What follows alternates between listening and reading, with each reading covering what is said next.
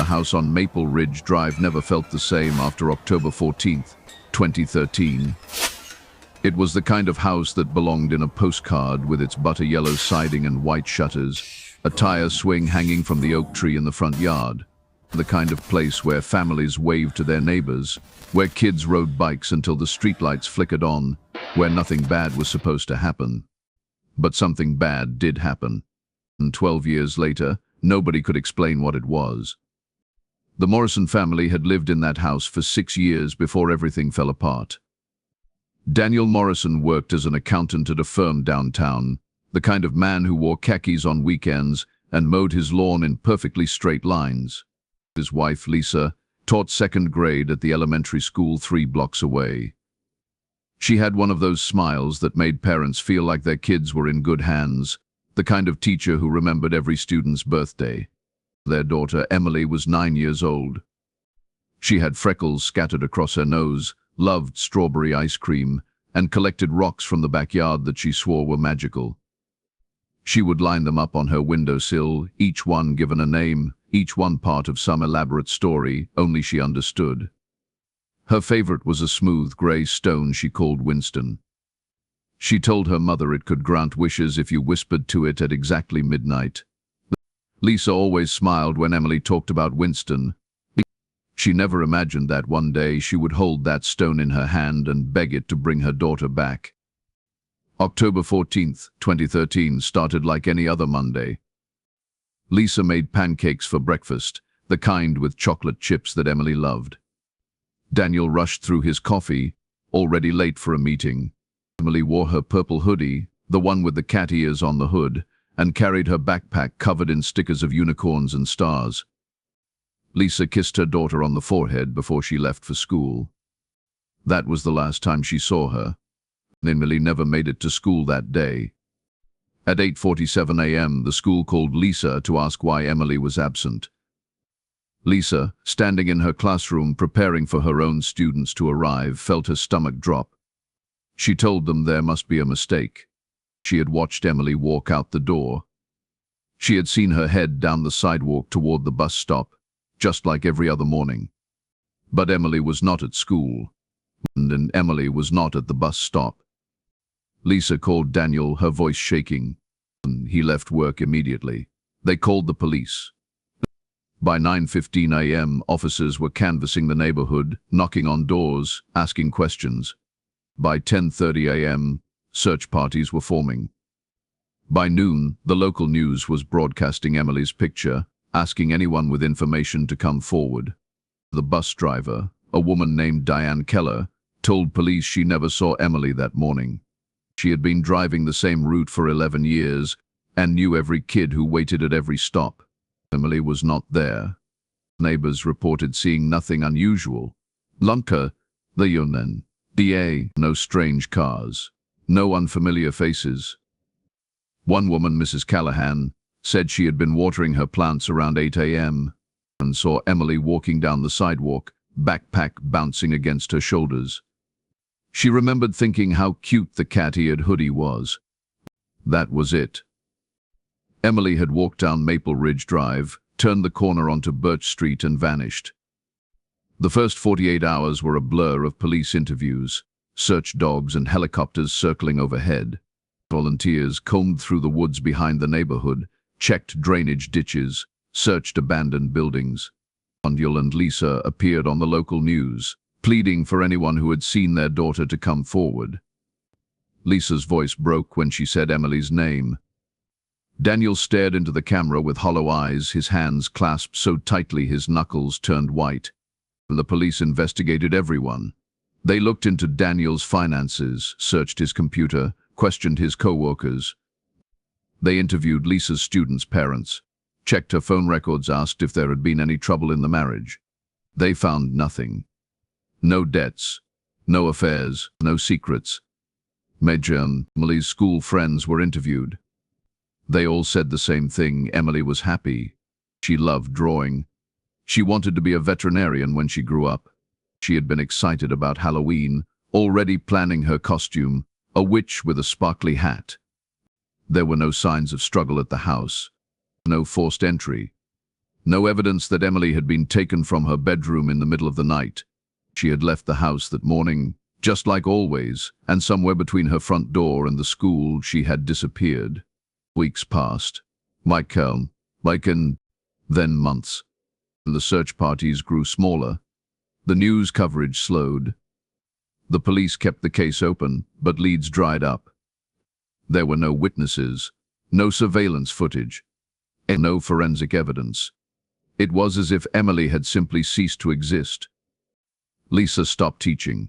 She could not stand in front of a classroom and pretend everything was okay when her daughter was missing. Daniel went back to work, but he moved through his days like a ghost, barely speaking, barely eating. Their marriage cracked under the weight of grief. They stopped talking about Emily because talking about her meant acknowledging she was gone, and neither of them could do that. The house on Maple Ridge Drive became a shrine. Emily's room remained untouched. Her bed was still made, her stuffed animals arranged the way she liked them, and the rocks on her windowsill gathered dust, but Lisa refused to move them. She would sit on Emily's bed sometimes, holding Winston, whispering wishes into the silence. Years passed. 5 years. Then 10. Then Daniel and Lisa divorced in 2018. Daniel moved to another state, unable to bear living in the house where his daughter had once laughed and played. Lisa stayed. She could not leave. Leaving felt like abandoning Emily, like giving up hope that one day her daughter would come home. The police had no new leads. Emily's case was featured on a few true crime podcasts, her story shared on social media by armchair detectives who had theories but no proof. Some people believed she had been abducted by a stranger. Others thought she had run away, though no one could explain why a happy 9-year-old would do that. A few whispered darker theories, ones that pointed fingers at her parents, despite the police clearing them years ago. Lisa learned to live with the not knowing, the way you learn to live with a missing limb. She went through the motions of life, working part-time at a bookstore, attending grief support groups, marking every October 14th with a small vigil in her front yard. Neighbors stopped asking if there was any news. Friends stopped calling. The world moved on. But Lisa could not. And then on March 22nd, 2025, something happened that changed everything. Lisa had gone to bed around 10:30 p.m., the same as always. She had taken her sleeping pill, the same as always. She had stared at the ceiling for a while, the same as always, before finally drifting off. At 3:17 a.m., she woke to the sound of music. It was faint at first, barely audible, the kind of sound you think you might be imagining. But as Lisa lay there, her heart beginning to pound, the music grew louder. It was coming from downstairs. She sat up, her breath catching in her throat. The house was dark. The only light came from the street lamp outside, casting long shadows across the bedroom walls. She listened. The music was oldies, the kind of station that played songs from the 50s and 60s. She recognized the tune, something about blue skies and sunshine, a cheerful melody that felt wrong in the middle of the night. Lisa's first thought was that she had left the radio on. But she did not own a radio. She had not owned one in years. She got out of bed, her legs shaking, and crept to the bedroom door. The music was definitely coming from downstairs, from the direction of the living room. She thought about calling the police, but what would she say? That her non-existent radio was playing music? She made her way down the stairs, each step creaking beneath her weight. The music grew louder. It was definitely a radio, the sound tinny and old-fashioned, the kind of broadcast that came with static and the occasional crackle. When she reached the living room, she froze. There, on the coffee table, sat a radio. It was small, boxy, with a faded red casing and a silver antenna. It looked like something from the 1970s, the kind of portable radio people used to take to the beach.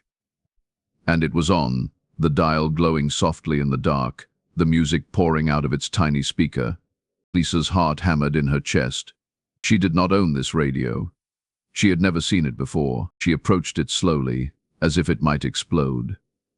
The song ended, replaced by a burst of static and then a voice, smooth and cheerful, the voice of a radio host from a different era. You are listening to Golden Hits Radio, bringing you the best of the best, all day, every day. Coming up next, we have got a special dedication. Lisa's hand hovered over the radio. She should turn it off. She should call the police, but she could not move. She could not breathe. The static cleared, and another song began to play. It was "You Are My Sunshine." Lisa's knees buckled. She sank onto the couch, her eyes fixed on the radio. That song. That was Emily's song. Lisa used to sing it to her every night before bed, her voice soft and soothing as Emily drifted off to sleep. Tears streamed down Lisa's face. This could not be happening. This could not be real. And then, between the verses, she heard something else. A voice. And voice, faint, almost drowned out by the music, but unmistakable. "Mom. Mom." Lisa gasped, her hand flying to her mouth. "Mom, can you hear me?" It was Emily's voice. Older maybe, but still hers. Still the voice Lisa had heard in her dreams for 12 years. "Emily?" Lisa whispered, her voice breaking. The music continued, the cheerful melody a sick contrast to the terror clawing at Lisa's chest. "I am here, Mom. I am still here." "Where?" Lisa sobbed, grabbing the radio, shaking it. "Where are you? Are you?" But the voice was gone, swallowed by static, and the song ended. Another began. The radio played on as if nothing had happened. Lisa sat there for hours, clutching the radio, waiting for Emily's voice to come back. But it did not. The station played its oldies, its cheerful hosts chattering between songs, until the sun began to rise and Lisa finally, reluctantly, turned it off. She did not sleep for the rest of the night. When morning came, she called the police. Detective Raymond Hayes had been with the department for 23 years. He had worked Emily's case back in 2013, had been one of the lead investigators. He remembered the Morrisons, remembered the desperation in Lisa's eyes, the way Daniel had aged 10 years in a matter of weeks. When Lisa called him, frantic and barely coherent, talking about a radio that appeared out of nowhere and her daughter's voice, his first instinct was concern for her mental state. Grief did strange things to people. 12 years was a long time to carry that kind of pain. But he agreed to come by. He owed her that much. When he arrived at the house on Maple Ridge Drive, Lisa met him at the door, still in her pajamas, her hair wild, her eyes red-rimmed. She led him to the living room, where the radio sat on the coffee table, silent and unassuming. "It was playing music," Lisa said, her voice hoarse. "At 3 in the morning. I woke up and it was just there. And then I heard her. I heard Emily." Hayes picked up the radio, turning it over in his hands.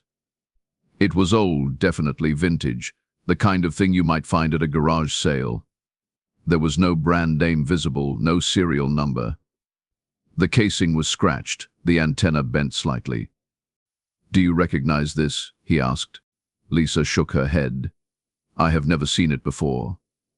I do not know how it got here." Hayes turned the dial, and the radio crackled to life, the same oldies station filling the room. He listened for a moment, then turned it off. "Lisa," he said gently, "is it possible you bought this and forgot? Or maybe someone left it here?" "No," Lisa said firmly, "I did not buy it. No one has been in this house except me." And I heard her voice, "Detective. I know what I heard." Hayes did not know what to say. He wanted to believe her. He wanted there to be an explanation, something that would bring Emily home after all these years. But a mysterious radio and a voice in the night.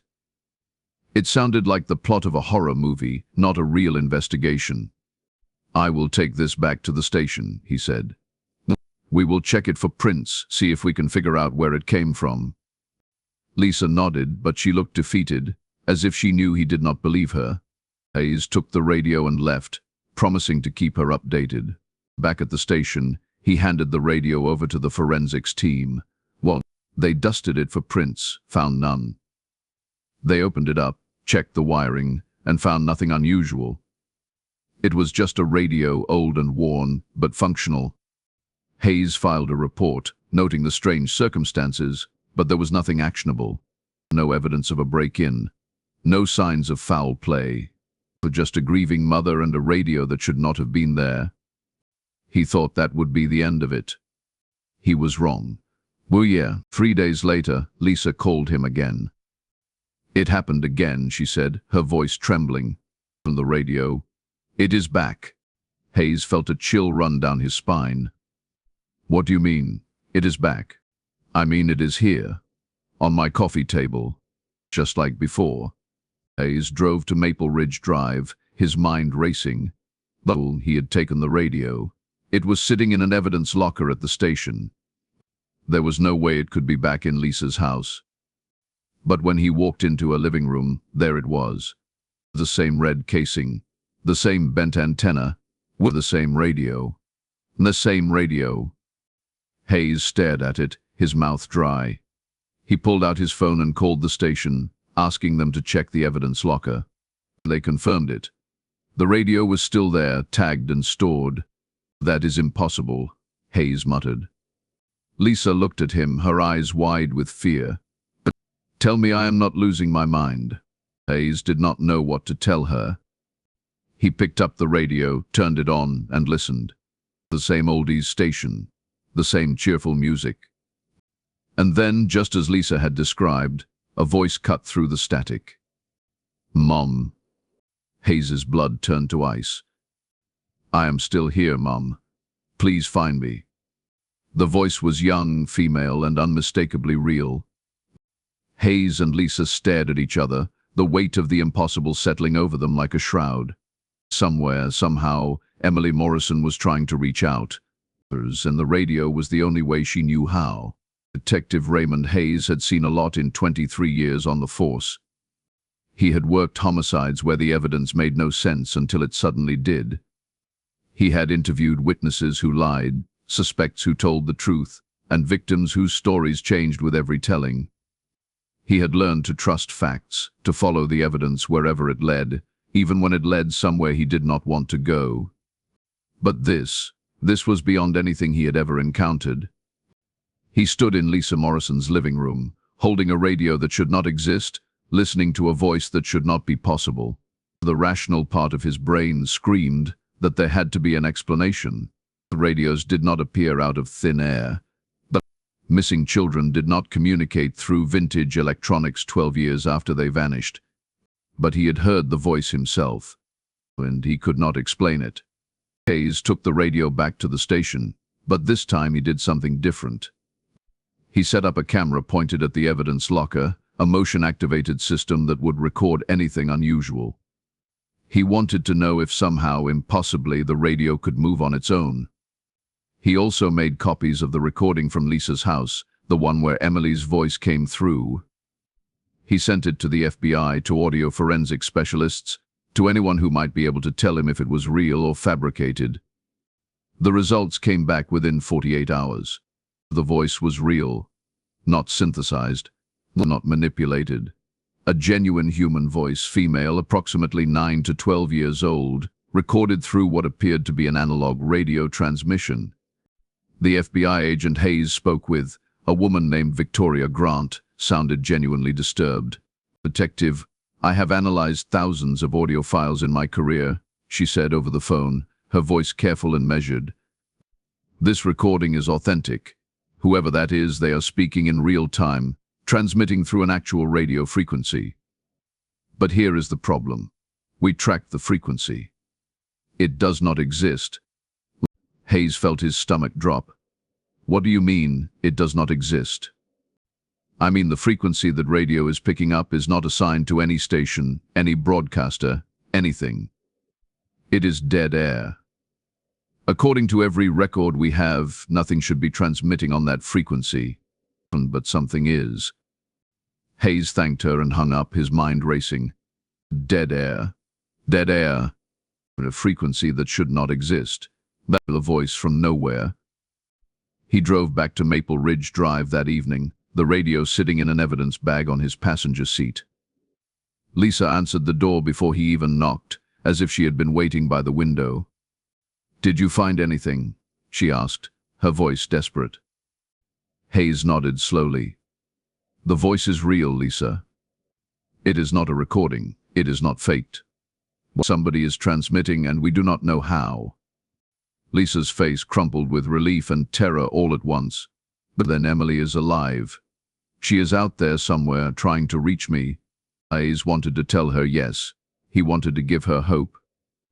But something about this whole situation felt wrong, felt dangerous in a way he could not articulate.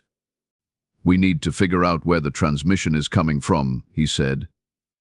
If Emily is broadcasting somehow, we need to triangulate the signal, find the source. Lisa nodded frantically. What do? We wait for it to happen again. And when it does, we are ready.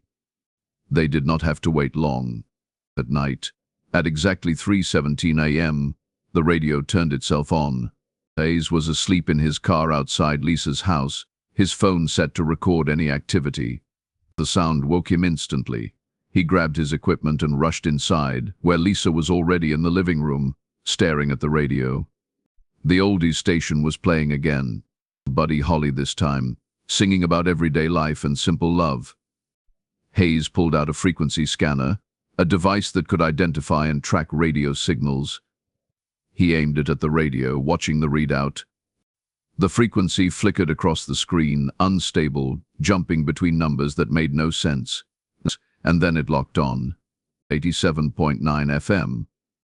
A frequency that, according to every database Hayes had access to, was completely unused. He grabbed his phone and called the tech team at the station, rattling off the frequency, demanding they trace it. We are trying, the voice on the other end said, but it is not coming from anywhere we can pinpoint. The signal is, it is everywhere and nowhere at the same time. That does not make sense, Hayes snapped. We know, detective, we know. And then, through the music, Emily's voice came again. Mom, I know you can hear me. Lisa lunged for the radio, her hands shaking. Emily, baby, where are you? Tell me where you are. There was a pause, filled only with static. I do not know, Emily's voice said, and it sounded older now, tired. I have been here so long. It is dark. It is always dark. What do you mean, dark? Hayes asked, leaning closer to the radio. Emily, can you describe where you are? Another pause. Another pause. There are others, Emily said, her voice faint. Other kids. We are all waiting. Lisa's hand flew to her mouth, a sob escaping. Waiting for what? Hayes pressed, for someone to find us. And then the transmission cut out, replaced by the cheerful voice of the radio host, as if nothing had happened. Hayes played back the recording a dozen times. Other kids. Waiting. Those words echoed in his mind, chilling and impossible. If Emily was telling the truth, this was not just about one missing child. This was something far worse. Hayes spent the next week digging into every missing child case in the region, going back decades. He cross-referenced dates, locations, circumstances. What he found made his blood run cold. Since 1987, 16 children had vanished from towns within a 50-mile radius of Maple Ridge Drive. 16 kids, all between the ages of 8 and 12, all disappeared without a trace. No bodies. Nays. No bodies. No evidence. No resolution. The cases were spread out over nearly 40 years, different investigators, different jurisdictions. No one had connected them before because they seemed random, in different years, different towns, different circumstances. But Hayes saw the pattern now. Every child had disappeared in October. Every child had vanished on their way to or from school. And every child had been described by their parents as happy, normal, with no reason to run away. Hayes laid out the case files on his desk, photographs of smiling children staring up at him. Emily Morrison was the most recent. Before her, there was a boy named Kyle Porter, who vanished in 2009. Before him, a girl named Amanda Reeves in 2004. The list went on. 16 children. Done. 16 families destroyed. And now Emily was trying to tell them something. Hayes brought his findings to his captain, a grizzled veteran named Thomas Whitmore, who had seen his share of horrors. Whitmore listened in silence as Hayes laid out the connections, the pattern, the radio transmissions. When Hayes finished, Whitmore leaned back in his chair, his face grim. "You think someone has been taking these kids for 40 years?" And he asked. "I think it is possible," Hayes said. "And I think Emily somehow found a way to reach out." Whitmore shook his head slowly. "This is beyond us, Hayes. If what you are saying is true, we need federal involvement. We need resources we do not have." Hayes agreed, and within days the FBI was involved. Agents descended on Maple Ridge Drive, setting up surveillance, analyzing the radio, interviewing Lisa. The case that had gone cold 12 years ago was suddenly the center of a massive investigation. But despite all the resources, all the technology, they could not trace the signal. The radio continued to broadcast on a frequency that should not exist, and every attempt to locate the source failed. Emily's voice came through sporadically, always at 3:17 a.m., always with fragments of information that led nowhere. She spoke of darkness, of waiting, of others. She said she was scared. She said she wanted to come home, but she could not tell them where she was. Weeks passed. The investigation stalled. The media got wind of the story, and suddenly Lisa's house was surrounded by news vans, reporters shouting questions, true crime enthusiasts posting theories online. The case became a spectacle, a mystery that gripped the nation. And through it all, the radio kept playing. Hayes became obsessed. He stopped sleeping, stopped eating. He listened to every transmission, analyzed every word Emily said, looking for clues. He interviewed the families of the other missing children, asking if anything strange had happened, if they had received any signs. Most said no. But one family, the Porters, mentioned something odd. Kyle's mother said that a few months after her son disappeared, she found an old pocket watch on her kitchen table. She had never seen it before, and it was running, keeping perfect time. She thought maybe her husband had bought it and forgotten, but he swore he had not. She still had it. "Ma'am," Hayes asked to see it. When Mrs. Porter brought it out, his hands trembled. The watch was old, probably from the 1950s, with a gold casing and a cracked face. He opened it, and inside, engraved on the inner casing, were initials. KP. They. Kyle Porter. Kyle Porter. Hayes felt the pieces shifting, forming a picture he could not quite see yet. "Did Kyle own this?" he asked. Mrs. Porter shook her head. "No, at least not that I know of." Hayes took the watch, had it analyzed.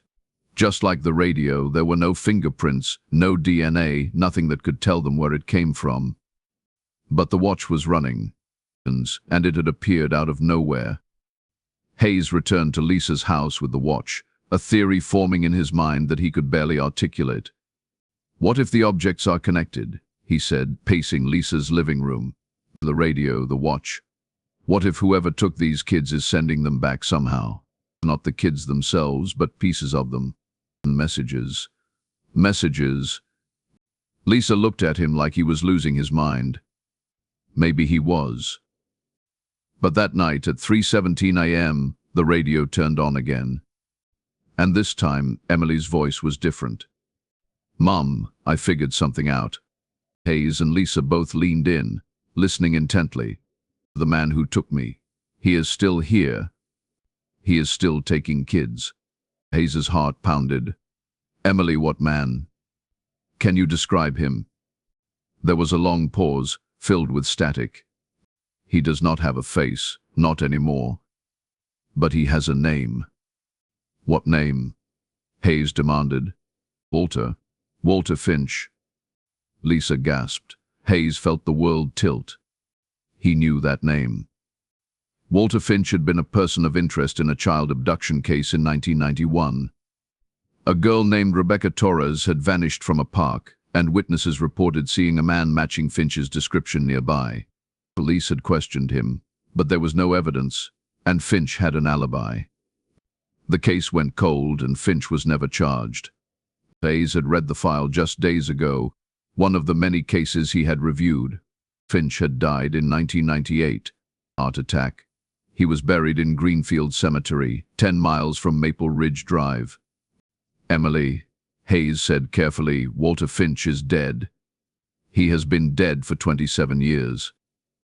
I know, Emily's voice said, and there was something terrifying in her tone. But he is still here, and he is still taking. The transmission cut out. Hayes and Lisa stared at each other, the weight of those words settling over them like a suffocating blanket. Hayes left immediately, driving through the night to Greenfield Cemetery. He did not know what he expected to find. A grave, undisturbed, a dead man who could not possibly be responsible.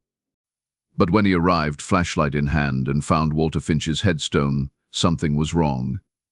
The grave looked fresh, but the grass around it was disturbed, the soil loose, as if it had been recently dug up and refilled. Hayes's hands shook as he called for backup, for cadaver dogs, for anyone who could help him make sense of this. They exhumed the grave the next morning.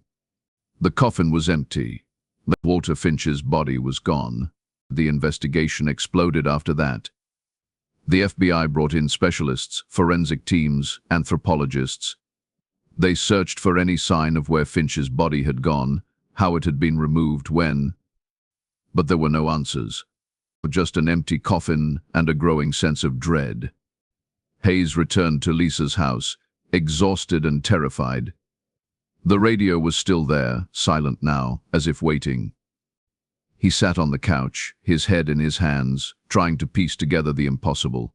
The dead man who was still taking children, a missing body, transmissions from nowhere, and Emily somewhere in the dark, waiting. Lisa sat beside him, her face pale. What does this mean? She whispered.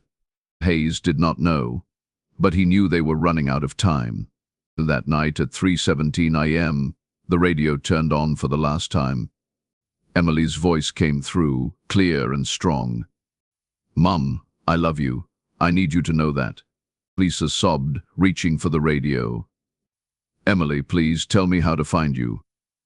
You cannot, Emily said, and her voice broke. Not yet. But I will keep trying. I will keep reaching out. Until someone hears. Until someone understands. Understands what? Hayes asked desperately. That we are not gone. We are just somewhere else. And he keeps us there. In the dark. In the waiting. Who keeps you there? Hayes demanded. Walter Finch? He is not Walter anymore, Emmy said. He is something else now. Something that does not die.